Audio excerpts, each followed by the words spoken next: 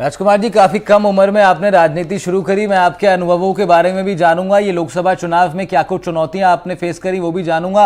लेकिन क्योंकि आप जीत का दावा कर रहे हैं, इसलिए जरा आप एग्जिट पोल्स पर आ जाते हैं। परिणामों से पहले जो एग्जिट पोल आए हैं और सट्टा बाजार में भी जो दाव लग रहा है वो तो महेंद्रजीत सिंह मालविया पर लग रहा है। कहा जा रहा है कि राजकुमार रोज चुनौती के रूप में जरूर थे, अच्छा परफॉर्म करेंगे, लेकिन जीतेगी वहां पर बीजेपी ही।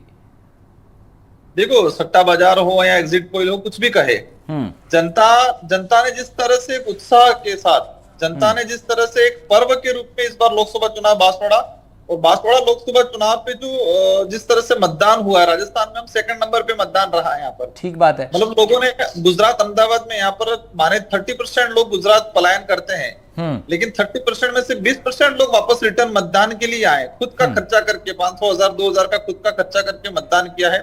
इससे ये क्लियर है, इससे मैं श्योर हूं कि अवश्य हम लोग जीतेंगे।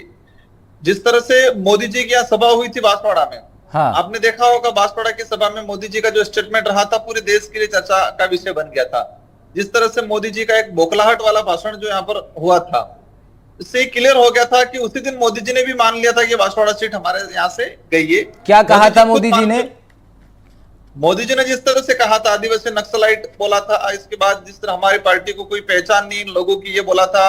मंगलसूत्र, अधिक से बच्चे पैदा करने वाले मुस्लिम कम्युनिटी के लिए बोला था। जिस तरह से धर्म विशेष को लेके बयानबाजी की थी मोदी जी ने इनके भाषण में, अधिक बच्चे पैदा करने वाले लोग, मंगलसूत्र, ये सारी जो देश लेवल नहीं, तो इसमें पर्टिकुलरली आदिवासी समाज की अगर बात करें राजकुमार जी, तो फिर क्या आप ये मानते हैं कि भारत आदिवासी पार्टी जो अभी हाल ही में अस्तित्व में आई है, क्या वो एकमात्र ऐसी पार्टी है जो आदिवासी समाज की प्रतिनिधित्व करती है, उनके मुद्दे उठाती है? क्या आप ये कहते हैं कि बीजेपी हो या कांग्रेस पार्टी हो या अन्य कोई भी ऐसा दल नहीं है जिसने आदिवासी समाज के मुद्दों को प्रखरता के साथ उठाया है? बिल्कुल, आपने सही टॉपिक पे चर्चा करना समझा।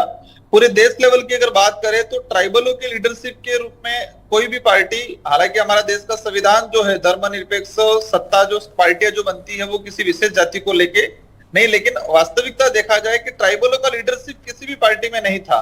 और भारत आदिवासी पार्टी ऐसा प्लेटफॉर्म है कि देश लेवल के आदिवासियों का एक लीडरशिप करता है, साथ ही SC ST माइनॉरिटी, अन्य वर्ग जो हमारे से जुड़ा हुआ है, उन सभी का प्रतिनिधित्व, गरीब तबके का, एक लाइन में कहा जाए कि गरीब तबके का जो है रिजर्वेशन वाला जो समाज है, उनका प्रतिनिधित्व करने का काम भारत आदिवासी पार्टी कर रही है।